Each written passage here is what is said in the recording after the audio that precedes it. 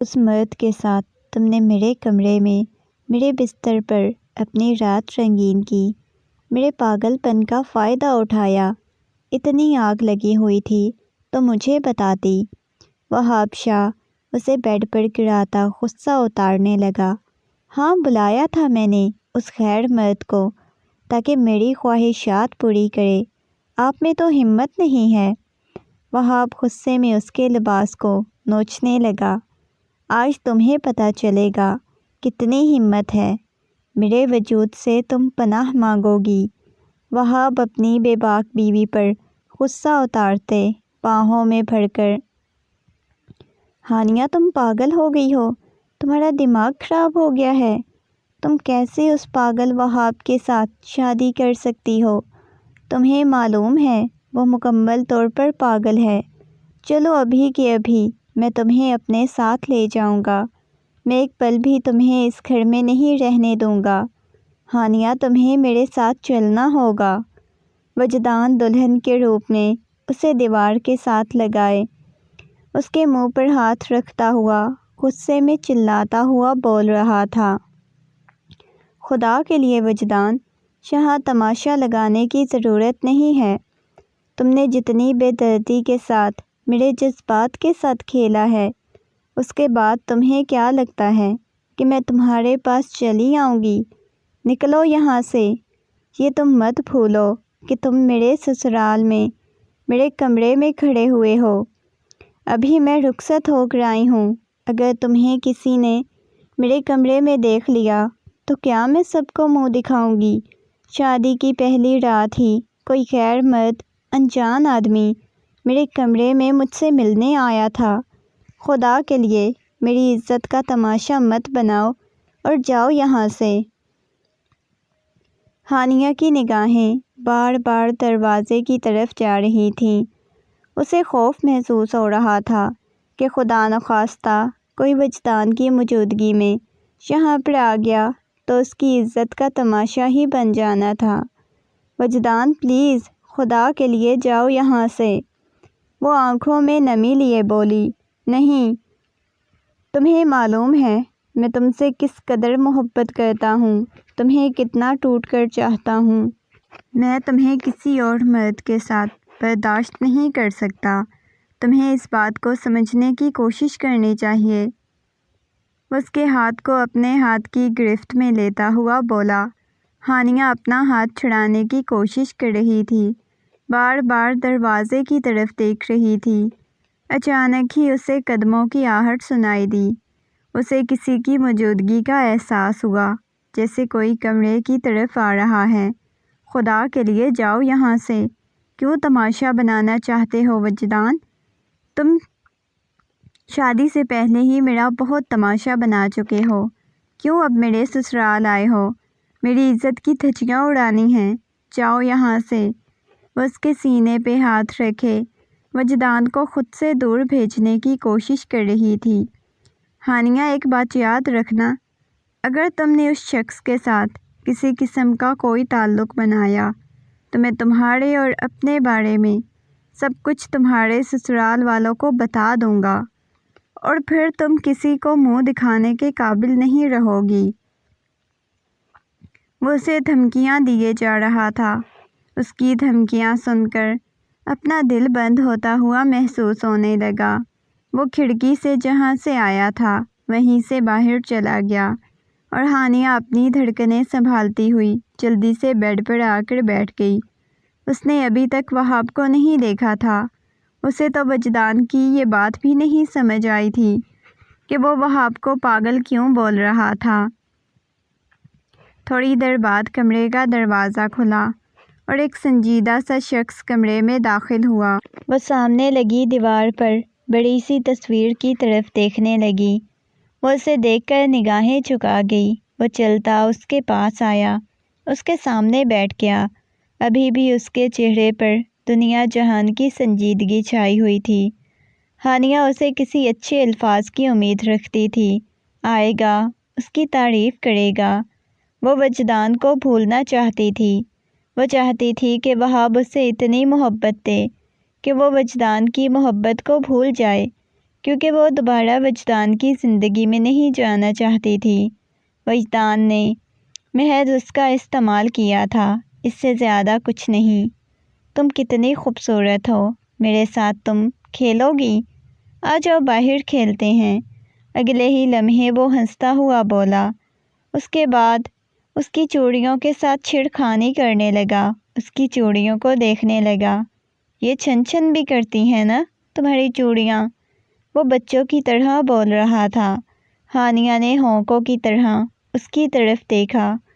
وہ دماغی طور پر بالکل نارمل نہیں لگ رہا تھا، کوئی پاگل لگ رہا تھا جس کا ذہن بالکل بچوں والا تھا، اور وہاب کی طرف دیکھ رہی تھی۔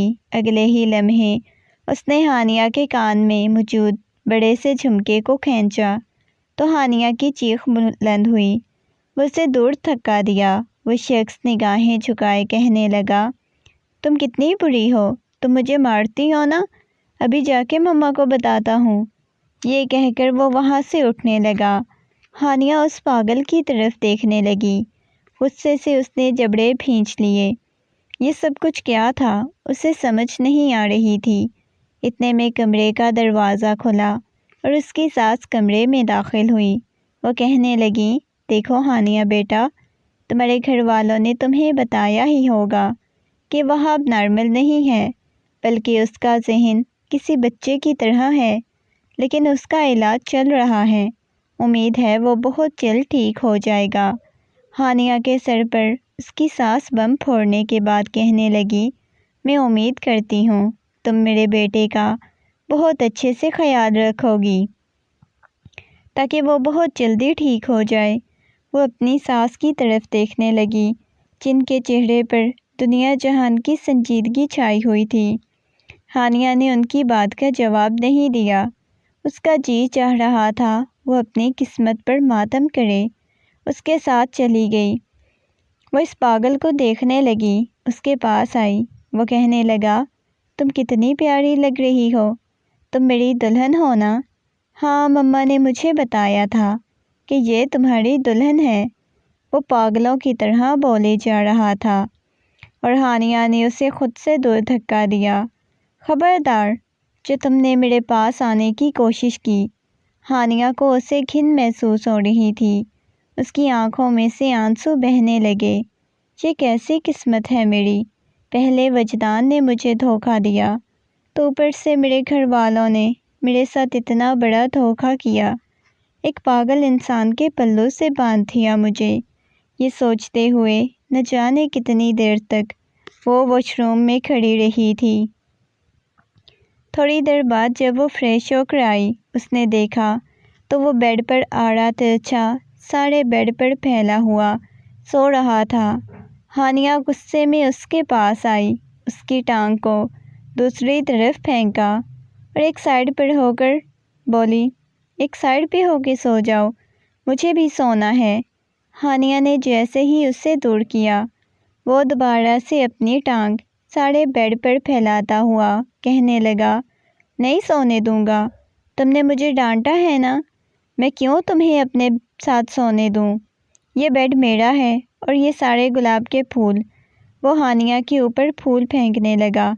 خبردار، جو دوبارہ ایسی حرکت میرے ساتھ کرنے کی کوشش کی۔ وہ غصے میں بولی، کیوں بھائی، میں کیوں نہ کروں، میں تو کروں گا۔ یہ کہہ کر وہ اس کے اوپر چڑھانے والے انداز میں پھول پھینکنے لگا۔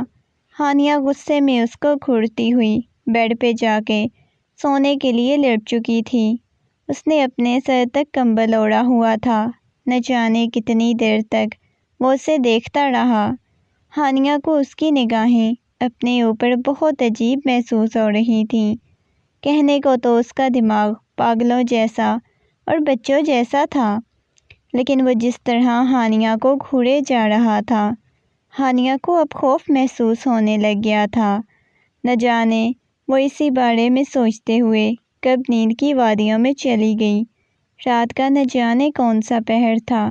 اسے اپنے وجود پر کسی کی چلتی ہوئی انگلیاں محسوس ہوئیں۔ اس نے فوراً ہی نگاہیں اٹھا کر دیکھا تو وہ شخص عجیب انداز میں اس کے وجود پر ہاتھ پھیرتا ہوا اس کے لبوں پر چھک چکا تھا۔ اسے اپنا سانس بند ہوتا ہوا محسوس ہوا۔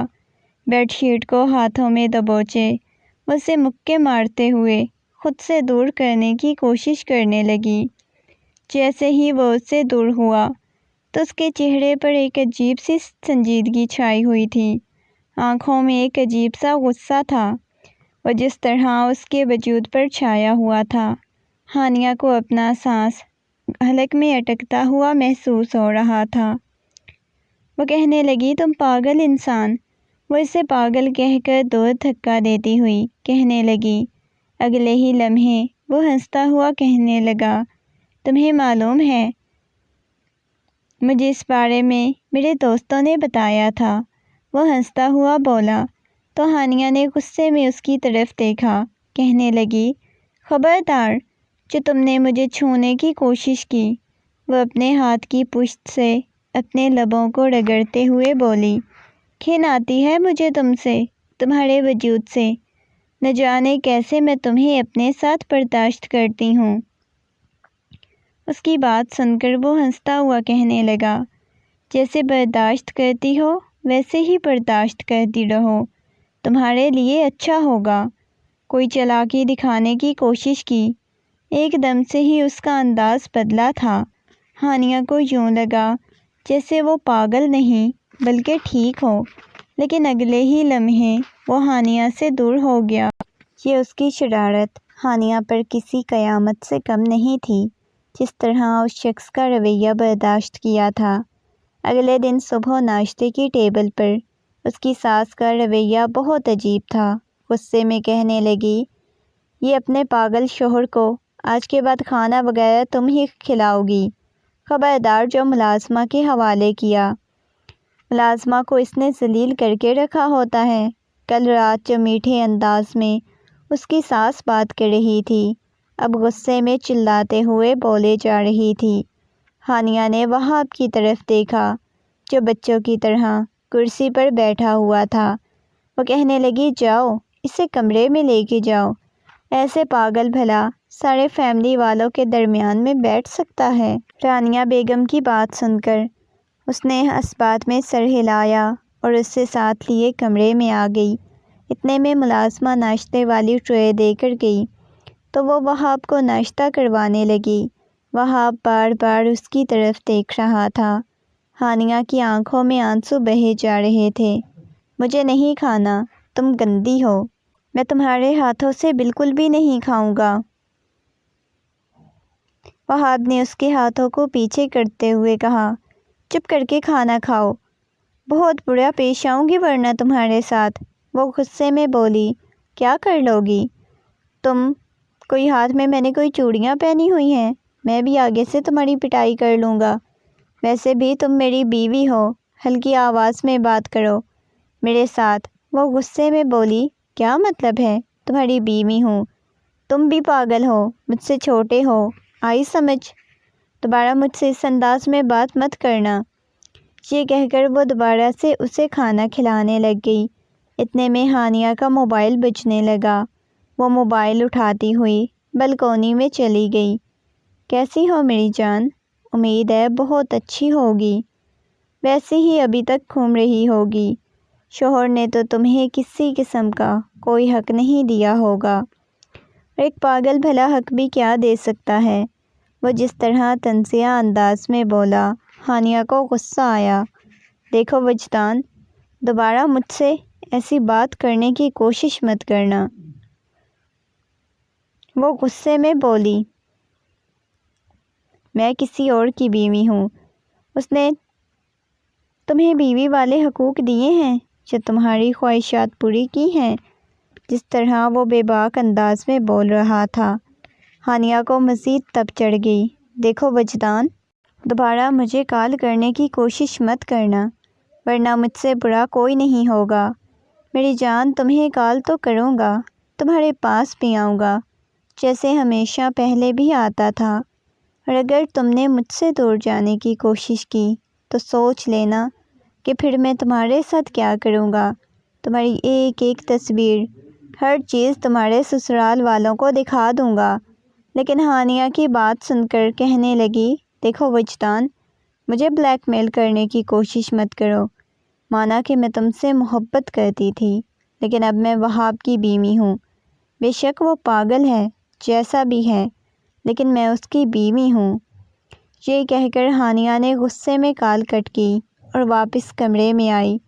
کمرے میں آتے ہی دوبارہ سے وہاب کے چہرے کو ٹشو سے صاف کرتے ہوئے کہنے لگی، دیکھو سارے منہ پہ پھیلا لیا ہے تم نے، کھانا کھانے کی تمیز ہی نہیں، ایسے بھلا کون کھاتا ہے۔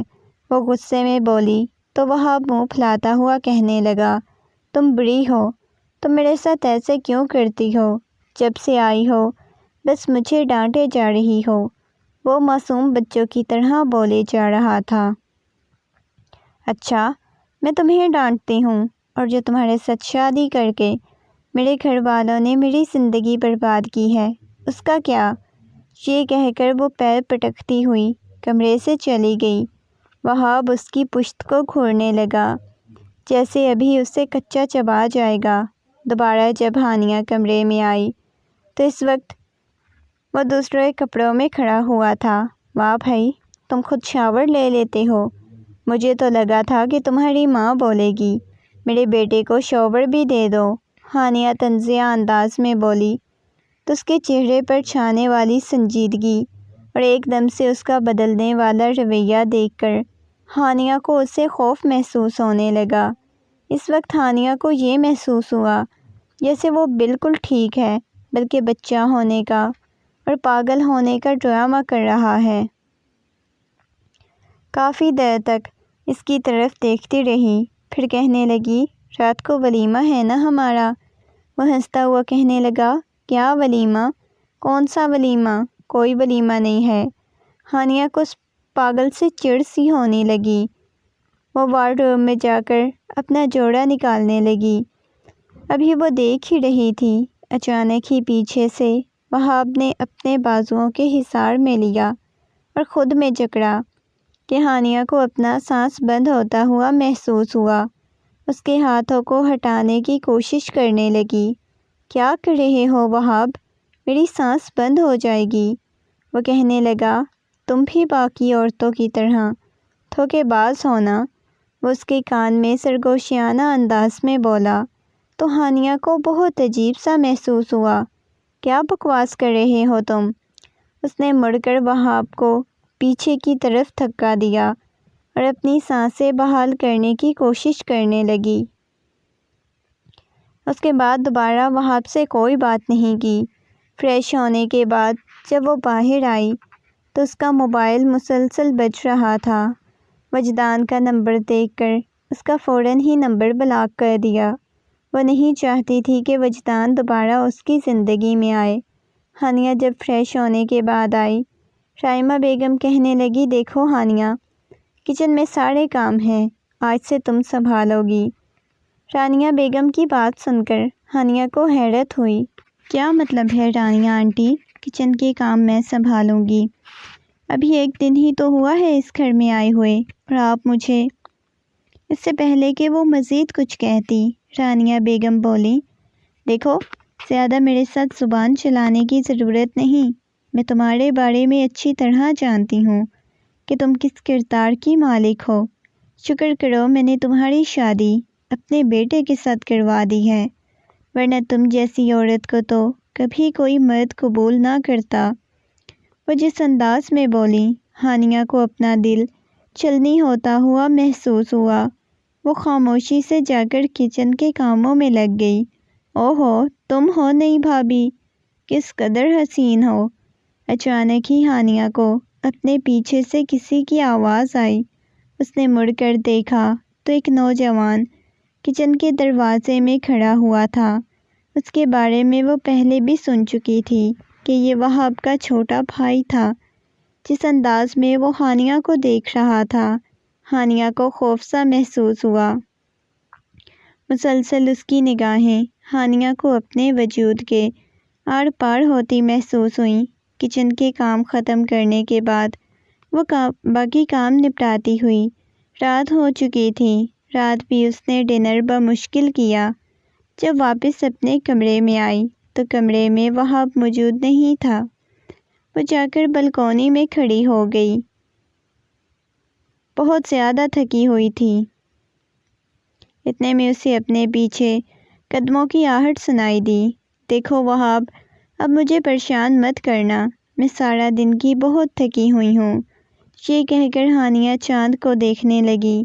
اچانک پیچھے سے کسی نے بازوؤں کے حصار میں لیا۔ وہاب نہیں، نبیل، کس قدر تم حسین ہو لڑکی، لیکن وہاب جیسے پاگل مرد کے ساتھ شادی کر کے تم تو اپنی زندگی برباد کر رہی ہو۔ کتنی خوبصورت ہو، وہاب کو چھوڑو، میں تمہاری خواہشیں پوری کروں گا۔ اس پاگل کے پاس مت جاؤ، تم مجھے خوش کرو گی تو اس گھر میں بالکل تمہیں رانیوں کی طرح رکھوں گا، کسی قسم کی تمہیں کوئی کام نہیں کرنا پڑے گا۔ وہ جس انداز میں بول رہا تھا، ہانیہ کو اپنے وجود سے جان نکلتی ہوئی محسوس ہو رہی تھی۔ اسے پیچھے کی طرف دھکا دیا، وہ نیچے فرش پر جا گرا۔ تمہاری اتنی ہمت، 2 ٹکے کی لڑکی، تمہارے ماضی کے بارے میں اچھی طرح جانتا ہوں۔ نہ جانے کتنے مردوں کے ساتھ اپنی راتیں رنگین کی ہیں، اور میرے قریب آنے پہ تمہیں اتنی تکلیف ہوئی۔ اس کی بات سن کر ہانیہ کو اپنا وجود زمین کے اندر دھنستا ہوا محسوس ہوا۔ وہ غصے میں کہنے لگی، خبردار، جو آپ نے میرے بارے میں کوئی بکواس کرنے کی کوشش کی۔ وہ غصے میں چلاتے ہوئے بولی، لیکن وہ ہانیہ کو کندھوں سے پکڑ کر دیوار کے ساتھ لگاتا ہوا کہنے لگا، میں تمہاری اکڑ نکالتا ہوں، بہت زیادہ اکڑ رہی ہو نا تم۔ اس کے دوپٹے کو اتارنے لگا جب کمرے کا دروازہ کھلا اور سامنے وہاب کھڑا ہوا تھا۔ بھیا، آپ میرے کمرے میں کیا کر رہے ہیں؟ وہاب نے مسکراتے ہوئے پوچھا، لیکن اس کی آنکھوں میں کچھ اور دیکھ رہی تھی۔ میرا چھوٹا سا بھائی، تم آ گئے ہو۔ میں تو بس تمہاری بیوی کو سمجھا رہا تھا کہ اتنا اچھا شوہر ملا ہے، وہ مسکراتے ہوئے بول رہا تھا، اور وہاب مسلسل سامنے کھڑے اپنے بھائی کی طرف دیکھ رہا تھا۔ نبیل کمرے سے باہر چلا گیا۔ وہاب دھیرے دھیرے چلتا ہوا اس کے پاس آیا۔ آنکھوں میں جس قدر سنجیدگی تھی، چہرے پر جس قدر غصہ تھا، وہ ڈرتے ہوئے پیچھے دیوار کے ساتھ لگ چکا تھا۔ اس کے چہرے پر پسینہ آیا ہوا تھا۔ وہاب نے غصے میں اس کے دونوں اطراف اپنے بازو رکھ دیے۔ وہ دیوار کے ساتھ سکڑی سمٹی سی کھڑی ہوئی تھی۔ وہاب اس کے اوپر جھکتا چلا جا رہا تھا۔ اس نے آنکھیں بند کی اور اپنے سر کو پیچھے دیوار کے ساتھ لگا دیا، جب اچانک ہی وہاب نے اس کی کلائی کو دبوچا۔ میرا بھائی آپ ہی کو کیا کہہ رہا تھا؟ انہوں نے آپ کو مارا تو نہیں؟ ڈانٹا تو نہیں؟ آپ کو پتہ ہے وہ بہت برا ہے، وہ مارتا بھی ہے، ڈانٹتا بھی ہے۔ آپ کو ایسا کچھ کہا تو نہیں؟ وہ اسے بچوں کی طرح پوچھنے لگا۔ نہیں، اس نے مجھے کچھ بھی نہیں کہا، وہ ہڑبڑاتے ہوئے بولی۔ چلے آ جائیں، آپ سو جائیں، کافی رات ہو گئی ہے، دیکھیں گھڑی کی طرف، کتنا ٹائم ہو گیا ہے۔ وہ معصوم بچوں کی طرح بول رہا تھا۔ ہانیہ اس کی طرف دیکھے جا رہی تھی۔ اس کے بعد اس بات میں سر ہلاتے ہوئے سونے کے لیے لیٹ گئی، لیکن اس کے دل پر ایک بوجھ سا بن چکا تھا۔ پہلے اس وجدان نے یوں بے دردی سے استعمال کیا، اب نبیل جس کے قریب آ رہا تھا، اس بارے میں ایسی باتیں کر رہا تھا، یہ سب کچھ اسے اس کی نگاہوں میں اس کے کردار کو مشکوک کر رہا تھا۔ یا اللہ، کیا میں شکل سے ایسی لگتی ہوں؟ مانا کہ میں نے غلطی کی ایک غیر مرد سے محبت کر کے، لیکن وہ غلطی سدھارنا چاہتی ہوں۔ میں وہاب کے ساتھ وفادار رہنا چاہتی ہوں، لیکن کیوں یہ لوگ میرے لیے امتحان بن رہے ہیں؟ یہ سوچتے ہوئے اس کی آنکھوں میں سے آنسو نکل کر تکیے میں جذب ہوئے۔ اسی بارے میں سوچتے سوچتے سو گئی۔ رات کا نہ جانے کون سا پہر تھا جب ہانیہ کی آنکھ کھلی۔ کمرے میں وہاب کو نہ پا کر وہ پریشان ہو گئی۔ اس کی ساس نے سختی سے منع کیا تھا کہ رات کو وہاب کو کمرے سے باہر مت نکلنے دینا۔ اب وہ چاروں طرف کمرے میں دیکھ رہی تھی۔ وہاب تم کدھر ہو؟ وہ واش روم چیک کرنے کے بعد کمرے سے باہر آ گئی، لیکن وہاب اسے کہیں نظر نہیں آ رہا تھا۔ وہ مسلسل اسے پکارتے ہوئے اسٹڈی روم کی طرف آئی۔ جیسے ہی اسٹڈی روم کا دروازہ کھولا، سامنے ہی وہ ٹیبل پر سر رکھے سو رہا تھا۔ وہ حیرت سے وہاب کو دیکھنے لگی، پھر اس کی نگاہیں ایش ٹرے کی طرف گئیں جو تقریباً سگریٹوں سے بھرا ہوا تھا۔ پورے اسٹڈی روم میں سگریٹوں کا دھواں پھیلا ہوا تھا۔ ایک کتاب پر سر رکھے سو رہا تھا۔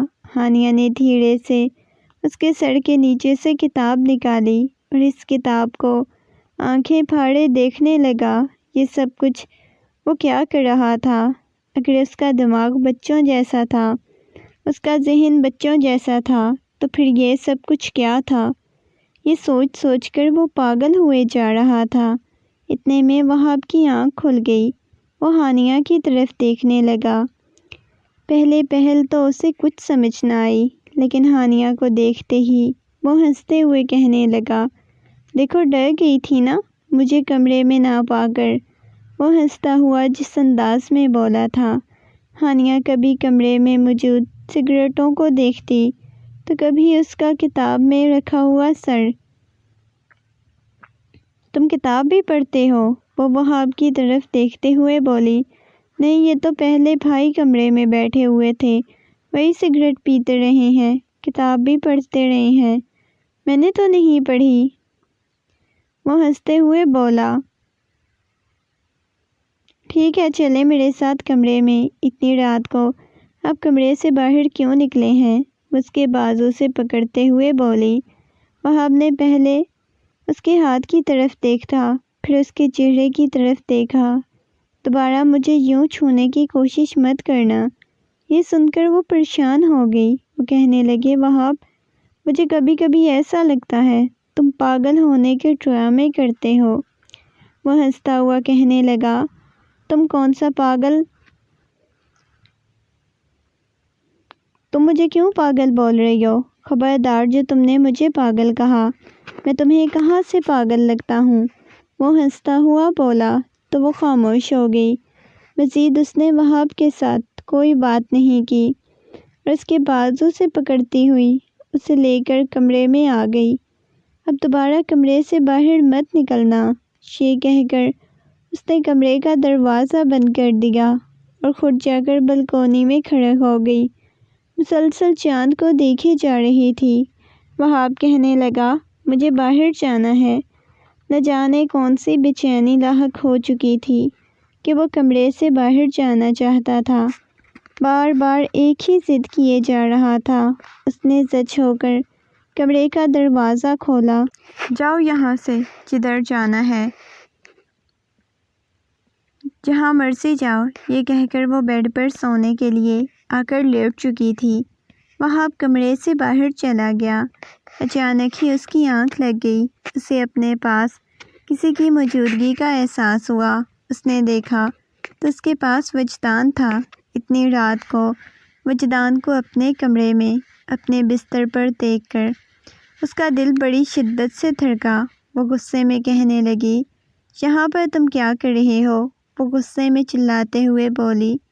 تو وجدان کہنے لگا، کیا ہے نا، تمہارے لیے دل بہت بے چین ہو رہا تھا، تمہیں دیکھنے کو تڑپ رہا تھا، تو اس وجہ سے فوراً ہی تمہارے پاس چلا آیا ہوں۔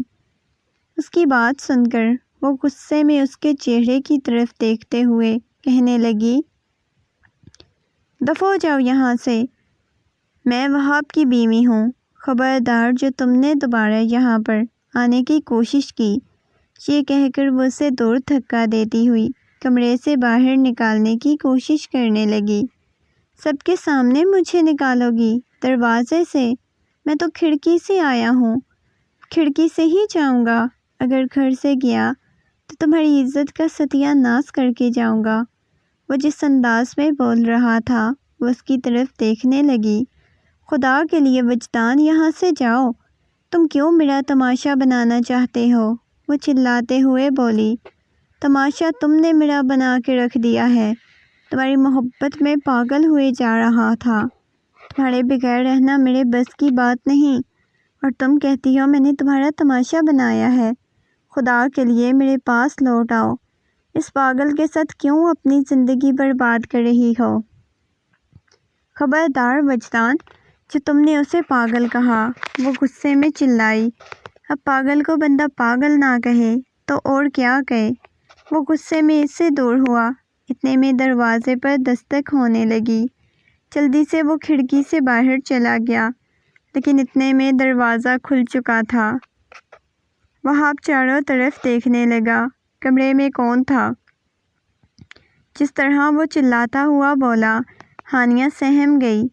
میں تم سے پوچھ رہا ہوں ہانیہ، کمرے میں کون تھا؟ اس وقت وہ مکمل طور پر ٹھیک لگ رہا تھا۔ اب ٹھیک ہو؟ وہ گھبراتے ہوئے بولی۔ ہاں، تم مجھے پاگل سمجھ کر میرے پاگل ہونے کا ناجائز فائدہ اٹھا رہی تھی۔ کس کو بلایا ہوا تھا تم نے؟ وہ غصے میں چلاتے ہوئے بولا۔ تو ہانیہ کو بھی غصہ آ چکا تھا۔ پچھلے کتنے دنوں سے وہ اس کے پاگل پن کو برداشت کیے جا رہی تھی، نہ جانے کیا کچھ سمجھے جا رہی تھی، لیکن یہ سب کچھ ڈرامہ کر رہا تھا۔ کیوں کر رہا تھا؟ اس بات کی ہانیہ کو سمجھ نہیں آ رہی تھی، لیکن اب وہ گھبرا چکی تھی۔ اگلے ہی لمحے وہ ہانیہ کو بازو سے پکڑتا ہوا زوردار تماچا اس کے منہ پہ لگا چکا تھا۔ ہانیہ، میں پوچھ رہا ہوں، میری غیر موجودگی میں کمرے میں کون آیا تھا؟ اگر تم مجھے سچ نہیں بتاؤ گی تو مجھ سے برا کوئی نہیں ہوگا۔ وہ غصے میں چلاتے ہوئے پوچھ رہا تھا۔ دیکھو وہاب، میں نے بولا ہے نا کہ کوئی بھی نہیں تھا۔ مجھ سے جھوٹ بولنے کی کوشش مت کرو۔ جانتا ہوں کوئی تھا، اور وہی شادی کی رات بھی کمرے میں آیا تھا۔ تم نے مجھے کیا پاگل اور بے وقوف سمجھ رکھا ہے؟ میرا بھائی تمہارے آگے پیچھے گھومتا ہے۔ ہانیہ، مجھے تمہاری سمجھ نہیں آتی۔ جس انداز میں وہ بول رہا تھا، ہانیہ کو خوف محسوس ہونے لگا۔ دیکھیں وہاب، میں آپ کو بتاتی ہوں، میں آپ کو ریلیکس ہو کے بتاتی ہوں، وہ نرمی سے بولی، لیکن اگلے ہی لمحے وہاب اس کے جبڑے کو دبوچتا ہوا کہنے لگا، میرے پاگل ہونے کا فائدہ تم نے اٹھایا کہ ابھی میں نے تمہاری کسی قسم کی کوئی خواہش پوری نہیں کی، تم کسی اور سے کروا لو۔ یہ سن کر ہانیہ کے تن بدن میں آگ لگ گئی۔ ہاں، میں نے بھی یہی سوچا کہ آپ کے اندر تو ہمت نہیں۔ وہ غصے میں چلاتے ہوئے بولی۔ وہاب کے تن بدن میں آگ لگ گئی۔ اچھا، بہت شوق ہو رہا ہے نا تمہیں؟ پہلے مجھے بتاتی، میں تمہاری خواہشات پوری کر دیتا۔ وہ غصے میں چلاتے ہوئے بولا، اسے بیڈ پر دھکا دے چکا تھا۔ اب کی بار ہانیہ کے اوزان خطا ہوئے۔ پلیز وہاب، یہ آپ کیا کر رہے ہیں؟ پلیز مجھے چھوڑیں۔ اب کی بار وہ خود کو چھڑاتے ہوئے اس کی منتیں ترلے کرنے کی کوشش کرنے لگی، اور خود کو وہاب سے چھڑانے کی کوشش کرنے لگی۔ نہیں میری جان، اب تو تمہیں بالکل نہیں چھوڑوں گا۔ اب تو تم میرے پاس آ چکی ہو، میری دسترس میں آ چکی ہو۔ اب بھلا میں تمہیں کیسے چھوڑ سکتا ہوں؟ یہ کہہ کر وہ چھپتا چلا گیا، روتے سسکتے اسے خود سے دور کرنے کی کوشش کرنے لگی۔ اس کی ظلم و ستم نہیں برداشت کر پائی تھی۔ آج رات تمہیں بھی اندازہ ہوگا کہ کتنی ہمت ہے۔ صبح جب اس کی آنکھ کھلی تو وہ کمرے میں موجود نہیں تھا۔ وہ باہر آئی تو رانیہ بیگم کہنے لگی، وہاب کدھر ہے؟ ابھی تک اٹھ کر آیا نہیں کیا؟ اسے لگا تھا کہ وہ آج پہلے اٹھ چکا ہوگا۔ اس کی ہمت ہی نہیں ہو رہی تھی کہ وہ رانیہ بیگم کو بتا پاتی وہاب پاگل نہیں، بلکہ وہ ایک ٹھیک ٹھاک اور نارمل انسان ہے۔ وہ ایسا کچھ بھی نہیں بول پائی۔ 2 دن ہو گئے تھے وہاب کو گئے ہوئے، اور سبھی گھر والے بہت پریشان تھے۔ ہانیہ نے تو رو رو کر اپنی حالت بہت بری بنائی ہوئی تھی۔ سبھی گھر والے پریشان تھے۔ رانیہ بیگم کہنے لگی، تم نے وہاب کو کچھ کہا ہے کیا؟ بتاؤ مجھے، میرا بیٹا کہاں ہے؟ وہ بار بار غصے میں پوچھ رہی تھی۔ ہانیہ کہنے لگی، مجھے آپ کے بیٹے کے بارے میں کچھ نہیں پتہ۔ وہاب کا یوں لاپتہ ہو جانا اسے پریشان کر گیا۔ وہ بالکل نارمل تھا۔ کیا اس کی فیملی والوں کو نہیں پتہ تھا؟ اگر وہ ٹھیک تھا تو پھر ایسے پاگلوں جیسی حرکتیں کیوں کرتا تھا؟ یہ سوچتے ہوئے وہ پاگل ہوئے جا رہی تھی۔ اس کا دماغ خراب ہو گیا تھا۔ 1 ہفتہ گزر چکا تھا اور صرف 1 ہفتے میں اس نے اپنی بہت بری حالت بنا لی۔ ہر لمحہ اس کی آنکھوں کے سامنے وہی رات ہوتی۔ آج بھی وہ تکیے کو سینے سے لگائے بہت شدت سے روئے جا رہی تھی جب اچانک ہی کسی نے اسے بازوؤں کے حصار میں لیا اور اپنے بہت قریب کر لیا، اتنا قریب کہ وہ اس کی دھڑکنیں بھی سن سکتی تھی۔ وہ گھبراتے ہوئے مڑ کر دیکھنے لگی تو وہاب کے بازوؤں میں تھی۔ اتنے دنوں کے بعد اسے اپنے پاس دیکھ کر اس کے سینے سے لگی بہت شدت سے رونے لگی۔ وہاب آپ کہاں چلے گئے تھے مجھے چھوڑ کر؟ وہ ہچکیوں اور سسکیوں کے ساتھ رونے لگی۔ سوری، مجھے معاف کر دینا۔ اس رات شاید کچھ زیادہ ہی برا تمہارے ساتھ کر دیا تھا۔ بس میں یہی چاہتا تھا کہ میں تمہارا سامنا نہ کروں۔ اس وجہ سے بہت ضروری کام سے بھی مجھے جانا پڑ گیا۔ مجھے امید ہے تم نے ابھی گھر والوں کو نہیں بتایا ہوگا کہ میں ایک نارمل انسان ہوں۔ یہ بہت لمبی داستان ہے، تمہیں بعد میں سناؤں گا۔ یہ کہہ کر دھیرے دھیرے ہانیہ کے بالوں میں ہاتھ پھیرتا چلا گیا۔ وہ کہنے لگا، ہانیہ مجھے معلوم ہے جب جب وجدان تمہارے پاس آئے تم نے اسے یہی بولا کہ تم وہاب کی بیوی ہو، حالانکہ تم میرے پاگل پن کا ناجائز فائدہ اٹھا سکتی تھی، لیکن تم نے کبھی ایسا نہیں کیا، بلکہ تم نے ہمیشہ یہ کہا کہ تم میری بیوی ہو، تم کبھی میرے ساتھ بے وفائی نہیں کر سکتی۔ مجھے یہ لمحے بھی یاد ہیں، وہ لمحہ بھی یاد ہے جب میرا بھائی تمہارے کمرے میں آیا تھا۔ جانتی ہو میں تمہارے بارے میں سب کچھ جانتا ہوں، لیکن میں اس رات نہ جانے کیوں غصے میں آ گیا تھا۔ مجھے کچھ اور بات کا غصہ تھا، سارا غصہ تم پہ نکال دیا۔ یہ کہہ کر وہ مزید اسے خود میں بھینچے جا رہا تھا اور ہانیہ ضبط کی انتہا پر تھی۔ وہ کہنے لگی، آپ پھر پاگل کیوں بنے تھے؟ مجھے یہ تو بتائیں۔ اپنے سب کے سامنے پاگل بن کر رہتے تھے۔ وہ بولے، تمہیں معلوم ہے میری ماں میری سگی ماں نہیں بلکہ سوتیلی ماں ہے۔ آج سے تقریباً 5 سال پہلے انہوں نے میرا ایکسیڈنٹ کروایا۔ وہ چاہتی تھی کہ میرا انتقال ہو جائے، میں مر جاؤں، ساری جائیداد ان کے بیٹے کو مل جائے۔ نبیل میرا سوتیلا بھائی ہے۔ بس اب میں تمہیں یہاں سے بہت دور لے کے چلا جاؤں گا، ان لوگوں کی نگاہوں سے بہت دور۔ مجھے اتنا اندازہ ہو چکا ہے کہ تم باقی لڑکی کی طرح نہیں کرو گی، میرا ساتھ ہمیشہ نبھاؤ گی، میرے پاگل پن پر مجھے چھوڑ کے نہیں جاؤ گی۔ وہ اسے اپنے حصار میں قید کرتا ہوا بول رہا تھا، اور اگلے دن سبھی کو معلوم ہو چکا تھا کہ وہاب کوئی پاگل نہیں بلکہ ایک نارمل انسان ہے۔ 2 سال کوما میں رہنے کے بعد ڈاکٹرز نے یہ بتایا تھا کہ وہ پاگل ہو چکا ہے، اور یہ سب کچھ بھی ڈاکٹرز نے وہاب کے کہنے پر ہی بولا تھا۔ لیکن وہاب کہنے لگا، مما آپ نے بہت کوشش کی تھی کہ میں مر جاؤں، لیکن ابھی میری قسمت میں مرنا نہیں تھا۔ یہ کہہ کر وہ ثانیہ کو لے کر سب سے دور چلا گیا۔